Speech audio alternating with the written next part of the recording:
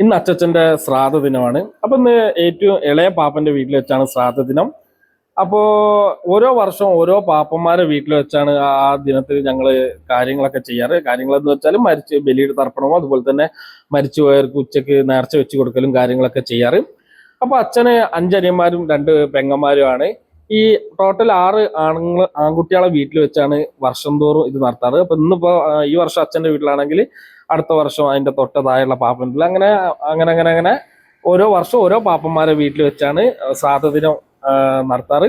അപ്പൊ ഈ ശ്രാദ്ധ ദിനത്തിന്റെ അന്ന് വിവാഹം കഴിച്ചു പോയ അച്ഛന്റെ അനിയത്തിമാരും അവരുടെ മക്കളും അതുപോലെ തന്നെ എൻ്റെ കസിൻസും അല്ലെങ്കിൽ അനിയത്തിമാരും അല്ലെങ്കിൽ ചേച്ചിമാരും ഇവരെല്ലാവരും വിവാഹം കഴിച്ചു പോയവരും അവരുടെ കുട്ടികളും അല്ലെങ്കിൽ അളിയന്മാരും എല്ലാവരും അന്ന് ഒത്തുചേരും. അതുപോലെ തന്നെ അച്ഛച്ചന്റെ പെങ്ങന്മാര് ഇവരൊക്കെ ആ ദിവസം എവിടെ വെച്ചാണോ ശ്രാദ്ധ കൊണ്ടാടുന്നത് ആ ദിവസം അവിടേക്ക് എത്തിപ്പെടും. ഇങ്ങനെ രാവിലെ ചായ കുടിയും അതുപോലെ തന്നെ മറ്റു കാര്യങ്ങളൊക്കെ കഴിഞ്ഞതിന് ശേഷം ഉച്ചയൂണാണ്. ഈ ഉച്ചയൂണിന്റെ ഉണ്ണെ മരിച്ചവർക്ക് നേർച്ച വെച്ചു കൊടുക്കുക എന്നുള്ള ഒരു ചടങ്ങും കൂടി ഇതിന്റെ ഇടയിൽ വരുന്നുണ്ട്. അപ്പൊ ഇത് കഴിഞ്ഞ് കഴിഞ്ഞാലാണ് ബാക്കി ഞങ്ങളെ കുറച്ച് കലാപരിപാടികളും മറ്റാഘോഷങ്ങളൊക്കെ അതിന്റെ കൂടുതലുണ്ട്. ചുരുക്കി പറഞ്ഞ ആ ദിവസം തന്നെ വേണമെങ്കിൽ ഒരു കുടുംബസംഘമാണ് എന്നും കൂടി പറയാം. ആ ദിവസമാണ് എല്ലാവരും ഒന്ന് ഒത്തുചേരുന്നതും. ഓണം കഴിഞ്ഞ പിറ്റേ ദിവസമാണ് മിക്ക വർഷങ്ങളിലും ഇത് വരാറ്. ചിലപ്പോൾ അത് രണ്ടോ ദിവസം അങ്ങോട്ടോ ഇങ്ങോട്ടോ നിൽക്കാറുണ്ട്. എന്തായാലും ഓണം കഴിഞ്ഞിട്ട് ഇത് ഈ ഒരു ശ്രാദ്ധം വരാറുള്ളൂ. ചതയ നക്ഷത്രത്തിലെത്തിയാണ് ഇത്. തിരുവോണം കഴിഞ്ഞ് ചതയ നക്ഷത്രത്തിലാണ് ഇങ്ങനെ ഒരു ചടങ്ങ് ഇവിടെ വരരും ഞങ്ങൾ എല്ലാവരും ആഘോഷിക്കുക. അതൊരു കുടുംബസംഘവും കൂടിയായി ഞങ്ങൾ ഏറ്റെടുക്കാറുണ്ട്. അങ്ങനെ അതെല്ലാം കഴിഞ്ഞ് മധുരപലഹാരങ്ങൾ എല്ലാവർക്കും വീതിച്ചൊക്കെ വെച്ച് കൊടുക്കലും കാര്യങ്ങളൊക്കെ നടത്താറുണ്ട്. ഓക്കെ,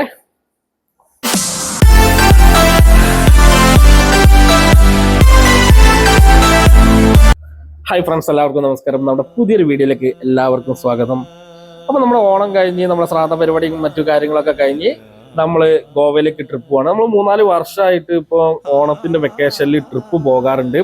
അപ്പൊ കഴിഞ്ഞ വർഷം ഹൈദരാബാദ് ഒക്കെ ആയിരുന്നു പോയത്. അതിന് മുന്നത്തെ വർഷം ബാംഗ്ലൂര്. അങ്ങനെ ഓരോ വർഷങ്ങളായിട്ട് ഇപ്പൊ ഒരു 3-4 വർഷമായിട്ട് കണ്ടിന്യൂസ് ആയിട്ട് ഇപ്പൊ ട്രിപ്പ് ഞങ്ങൾ ഓണത്തിന് പോകും. അപ്പോൾ കഴിഞ്ഞ വർഷം ഞങ്ങൾ 3-4 പേരുള്ളായിരുന്നു. ഈ പ്രാവശ്യം നമുക്ക് ജിതിനും ജിത്തും വിജയും എല്ലാവരും ഉണ്ട്. ഏകദേശം ഒരു 10:30 മണിക്കായിരുന്നു നമ്മുടെ കോഴിക്കോട്ടേക്കുള്ള ട്രെയിന്. കോഴിക്കോട് നിന്ന് ഗോവയിലേക്കുള്ള ട്രെയിന്. ഞങ്ങൾ കോഴിക്കോട് ഒരു 9 മണിക്ക് എത്തി. 9 മണിക്ക് എത്തി നമ്മൾ ടൗണിലൊക്കെ ഒന്ന് കറങ്ങിയിട്ട് 10 മണിയാകുമ്പോൾ റെയിൽവേ സ്റ്റേഷനിൽ എത്താമെന്ന് വിചാരിച്ചിട്ടാണ് ഞങ്ങൾ കോഴിക്കോട് റെയിൽവേ സ്റ്റേഷനിൽ വന്നിറങ്ങിയത്.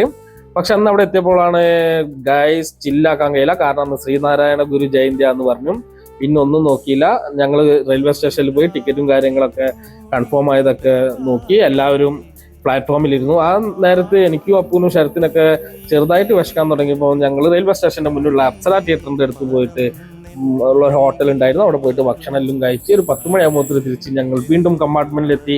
ഞങ്ങൾ പരസ്പരം ട്രോളാൻ തുടങ്ങി. എല്ലാവർക്കും നല്ലൊരു എക്സൈറ്റ്മെന്റ് ആണ്. കാരണം എന്താ വെച്ചാൽ ആദ്യമായിട്ടാണ് എല്ലാവരും ഗോവയിലേക്ക് പോണേ.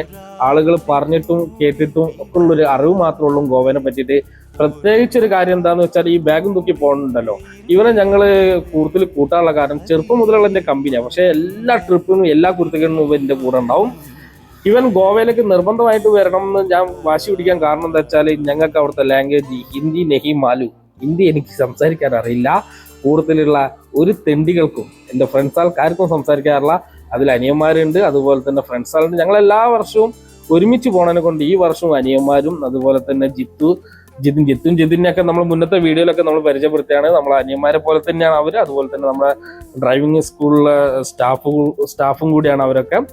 അപ്പൊ അപ്പുറത്തുള്ള ആ നീല ഷർട്ടുള്ളത് വിജയാണ്. വിജയ് നമ്മുടെ ഷോപ്പിന്റെ അടുത്തുള്ള ബാർബർ ഷോപ്പ് നടത്തുകയാണ്. അപ്പൊ വിജയ് ഈ പ്രാവശ്യം ഗോവയിലേക്കാണ് നടത്തുമ്പോൾ വിജയും പറഞ്ഞു ഞാൻ ഒരുപാട് നാളായി ടൂറിനൊക്കെ പോയിട്ട് ഞാനും കൂടി വരാമെന്ന് പറഞ്ഞു. ഞങ്ങൾ 6 പേരെ ടിക്കറ്റ് ഒരു മാസം മുന്നേ ബുക്ക് ചെയ്തിട്ട് പിന്നീട് കൺഫേം ആയത് 2 ദിവസം മുന്നെയാണ് കൺഫേം ആയത്.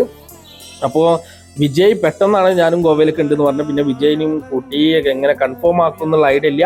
അപ്പൊ അർഷാദ് പറഞ്ഞു നമ്മൾ കഴിഞ്ഞ പ്രാവശ്യം ബാംഗ്ലൂരിൽ പോയപ്പോൾ പിന്നീട് ഞങ്ങൾ TTR കണ്ടിട്ട് ഒരു ബുക്ക് ഞങ്ങൾക്ക് ടിക്കറ്റ് ഒക്കെ കൺഫേം ആക്കായിരുന്നു.